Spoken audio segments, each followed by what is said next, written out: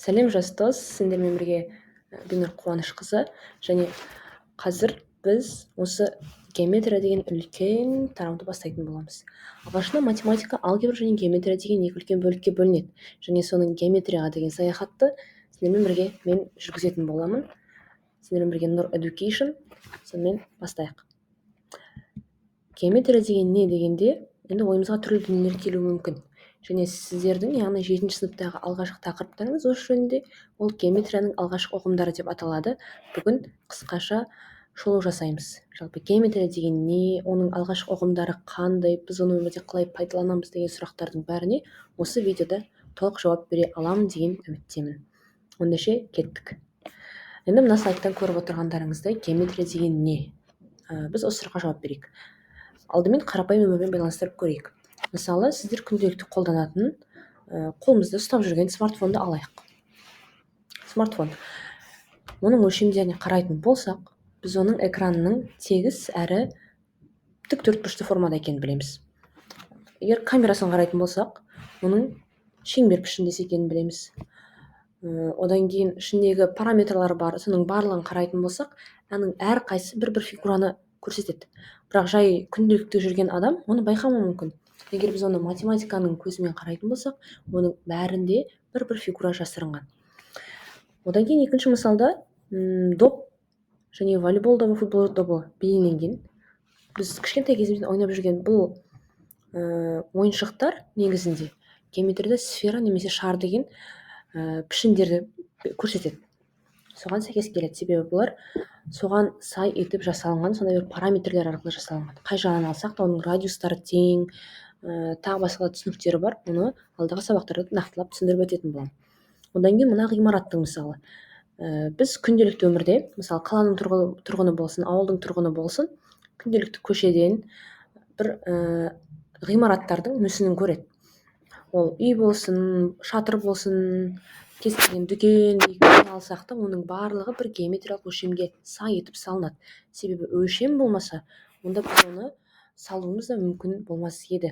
Дәлдік, одан кейін түзулік барлық жерде қажет біздің өмірімізде. Геометрия не үшін қажет дегенде біз осындай жауаптарды бере аламыз. Енді біз бұған ғылыми тұрғыдан тоқталайық.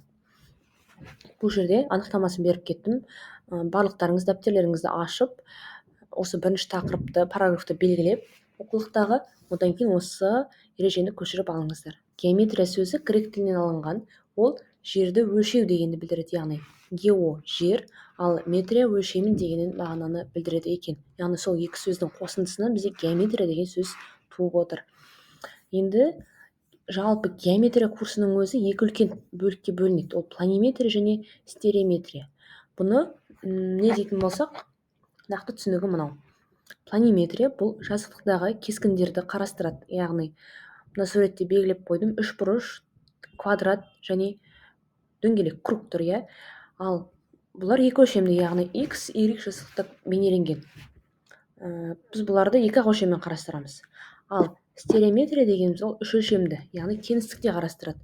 Бұл жоғары сыныптарда болады. Шамамен сіздер 10-11 сыныпта өткен кезде бұны нақты ашып көретін боласыздар.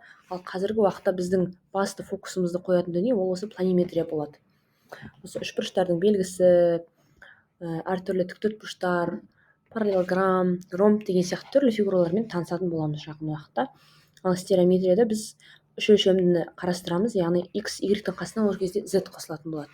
Сол арқылы бізде үшбұрыш емес конус немесе пирамиданы қарастырамыз, квадратты емес куб қарастырамыз, дөңгелекті емес цилиндр немесе сфера деген сияқты фигураларды сол кезде қарастыратын боламыз. Ал әзірше біз планиметрияны бастаймыз.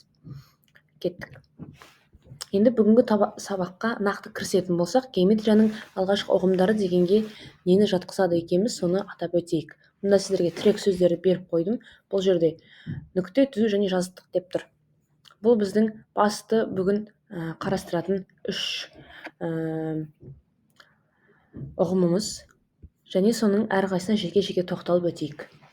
Бірінші, әрқайсыларыңыз дәптерлеріңізге осылай нүкте қойып, қаламмен үлкен әріппен белгілеп қойыңыздар. Дәл осылай А, Б немесе басқа әріп алсаңыздар болады.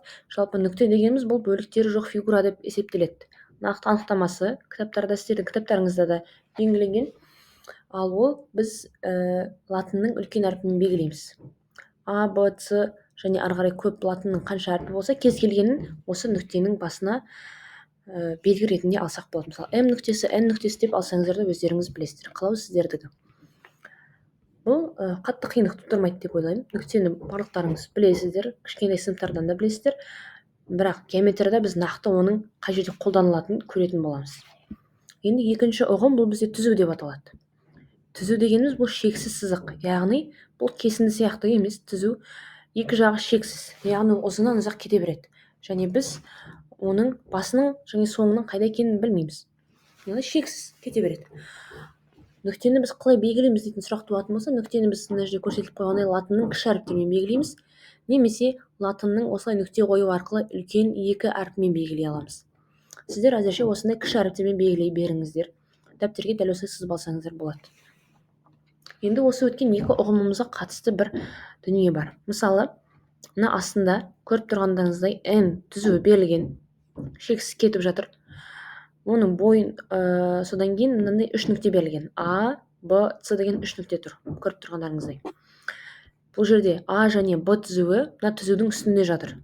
Яғни, егер нүкте түзудің үстінде жататын болса, мынандай факт туады. А және Б нүктелері N түзуіне тиісті және N түзуінің бойында жатады. Дәл осы жазып алыңыздар. Ал мына жердегі С нүктесі бұл түзуден алшақ тұр, байқағандарыңыздай, және ешқалай бір-бірімен байланыспайды. Яғни бұл жерде не ұғамыз? С нүктесі N түзуіне жатпайды деген теорема, немесе аксиома деп алсақ болады. Бізге бұл факт туады. Бұл жерде жай көзбен қарауға дәлелдеуді қатты қажет етпейді. Өйстіп сызып жазып алсаңыздар болады. Яғни нүкте мен түзудің байланысын осы жерден ақ байқауға болады. Қарапайым нүктенің орны бұл жерде түзумен қалай әрекеттеседі, соны көре аламыз. Енді біздің үшінші қарастыратын ұғымымыз ол жазықтық деп аталады. Жазықтық бұл барлық бағытта шексіз тегіс бет дейді. Жазықтық дегеніміз ол да шексіз, жаңа түзу сияқты. Онда шек жоқ. Жаңа айтып жатқан x, y жазықтығы дегеніміз, біз соны көбінесе қолданамыз, бірақ бізде басқа да мысалдар да болады. Нақты айтатын болсақ, мысалы, тақтаның бетін елестетіңіздер. Ол да жазықтық. Осы сіздер көріп отырған экран. Мысалы, жаңа айтып кеткен смартфонның беті, одан кейін не бар тағы? Мына менің артымдағы қабырға, еден, төбе деген сияқты барлық тегіс жазықтықтар, тегіс бейнелердің бәрі жазықтық деген түсінікке сәйкес келеді. Енді ары қарай кеттік. Осы бірінші сабақта біз қарастырып түсініп алуымыз керек осындай екі ұғым бар. Жазып қойдым бұл жерге. Аксиома және теорема деп аталады. Жаңа мен атап та өткен шығармын, сіздер байқасаңыздар өз сөздерім арасында. Бұл екеуін үйреніп алмай геометрияға кірісіп кету сәл қиындық тудырады. Сондықтан осы екеуін міндетті түрде жазып, сызып түсініп алуларыңыз қажет. Егер түсінбей жатсаңыздар, комментарийге сұрақтарыңызды қойып кетіңіздер. Қажет болса жеке-жеке түсіндіріп өтемін тағы бір мәрте. Енді әрқайсысын қарастырайық. Аксиома дегеніміз бұл дәлелдеуді қажет етпейтін, бәріне анық түсінікті пікір. Яғни дәлелдеуді қажет етпейді. Мысалы, біздің жай өмірден алайық. Менің Қазақстан азаматы екенімді дәлелдеудің қажеті жоқ. Себебі, егер мен туу туралы куәлігімді көрсетіп, мен Қазақстан азаматымын деген фактты көрсететін болсам, құжатпен, онда оның қатты дәлелдеудің қажеті жоқ деген сияқты. Ол да нақты бір өзгермейтін фактты осылай атаймыз. Ал теорема сәл оған қарағанда күрделі. Бұл дәлелдеуді қажет ететін пікір болып есептеледі. Енді бір-бірімен байланыстыратын болсақ, бұл екеуін. Аксиома ол үйдің іргетасы, яғни фундаменті болса, ары қарай үй салып кетуге болады. Яғни бұл фундаментті біз еш уақытта өзгерте алмаймыз, біз салып қойған. Соның үстіне көтереміз үйді. Сол сияқты бұл жерде аксиома үйдің іргетасы болса, теорема сол іргетасқа сүйеніп қаланатын ары қарай бөлмелер, қабырғалар деп алсақ болады. Яғни аксиоманың нәтижесінде теорема туады. Осы екеуінің байланысы осындай. Бірінші аксиома, одан кейін барып теорема.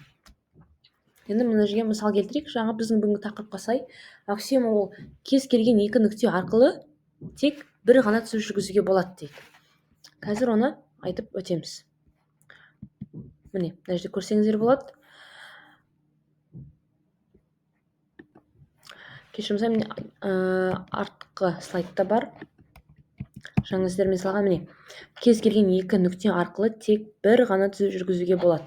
Бұл айқын өзгермейтін факт, себебі үш нүкте болса біз онымен түзу жүргізе алмаймыз. Екіден көп болатын болса түзу жүргізу мүмкіндік болмайды. Ал бір-ақ нүкте арқылы біз шексіз керісінше көп түзу жүргізіп кетеміз. Сондықтан аксиоманың өзгермейтіндігі де сонда. Бұдан артық ешқандай нұсқа тумайды. Яғни екі нүкте арқылы бір-ақ түзу жүргізуге болады. Енді сабағымызды жалғастырайық. Біз мына дүниені қарастырамыз бүгін. Жазықтықта түзулердің орналасуы. Бұл жерде мына жерде берілген мәтіндерді қарайтын болсаңыздар, қазір нақтылап оқып кетемін. Бұл біздің екінші, үшінші аксиомамыз осылар болады. Жаңағы аксиоманы мысалда келтіріп кеттік біреуін. Соған қатысты тағы аксиомалар қазір түсіндіріп өтемін. Мына жерде көріп тұрғандарыңыздай бізде екі түзу орналасқан. Екеуі бір-бірін қиып өтеді, қарасаңыздар. Екі жасап тұр, иә. Екеуі қиғанда мән беріп қарайтын болсаңыздар, тек бір-ақ нүктеде қиылысады, бір-ақ нүктеде. Бұл енді біздің жазықтықтағы жаңағы түзулердің орналасуының алғы шарты десек болады.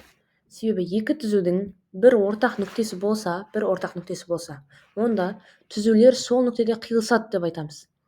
Мысалы, А және Б нүктесі мына жерге бір латын әріпімен Q дейік. Мысалы, Q нүктесіне қиылысады деп жазып өтсек болады. Бұл біздің екінші аксиомамыз бүгінгі өткен. Дәптерлеріңізге дәл осылай сызып жазып алыңыздар, және қиылысады дегеннің астын сызып қойыңыздар. Бұл бізде ең бір қажет бөлігі осы аксиоманың. Енді дәл солай мынау келесі біздің аксиомамыз. Бұнда көріп тұрғандарыңыздай К және М деген екі түзу белгіленген. Және бүйтіп мән беріп қарасаңыздар, екеуі мына суреттегі сияқты емес, екеуі бір-біріне қиғаш, бір-біріне ешқандай жанаспай өтіп жатыр. Біз жолдың екі шетін, екі тарабын алсақ болады, немесе рельстің екі жолын алсақ болады. Бұның нақты анықтамасы былай: бір жазықтықта жататын және ортақ нүктелері болмайтын екі түзу параллель түзулер деп аталады. Мысалы, біздің Әл-Фараби және Қазыбек би көшелері бір-біріне параллель деп айтып жатқан кездерде болады, жаңалықтары немесе басқа жерлерде.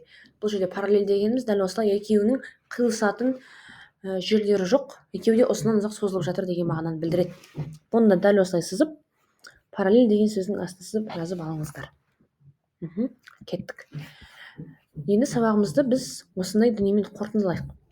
Жаңағы берген ақпараттардың барлығы сіздерге осы геометрияның алғашқы сабағының теориялық нұсқасы болды. Біз оны бекіту үшін мынандай мысалдарды алдым. Жай көзбен біз қалай көре аламыз бүгінгі тақырыптағы алғашқы ұғымдарды. Мысалы, бірінші суретке қарасаңыздар, бұл ақ парақтың бетіндегі бояулардың орындары. Барлығы байқап қарасаңыздар нүкте ретінде көрсетілген. Бұл нүктелердің қайдан көрдің шын өмірден деген сұраққа бірден жауап беруге болады дәл осылай. Ал екінші суретте көріп тұрғандарыңыздай электр тоқтары тұрда, және олар біздің түзулерге мысал болады. Олар бір-бірімен жанаспайды, жанасса жаңағы қысқа тұйықталу деген дүниелер сол арқылы болады. Бұлар бір-бірімен ұзынан ұзақ бәленбай шақырымға параллель өтіп жатыр. Бұл параллель түзулерге өте керемет мысал деп есептеймін. Ал үшіншісі бұл жазықтық, яғни үйдің мысалы. Үйдің едені, төбесі, қабырғасы, мына терезесінің өзі бір-бір жазықтық егер алып қарайтын болсақ. Енді менің сіздерге беретін бүгінгі үй жұмысына берілетін тапсырмада осыған байланысты сәл шығармашылық қосыңыздар. Шын өмірден дәл осы ұғымдарға мен үйреткен сай мысалдар алып келіңіздер. Яғни нүктеге, түзуге және жазықтыққа жай көзбен.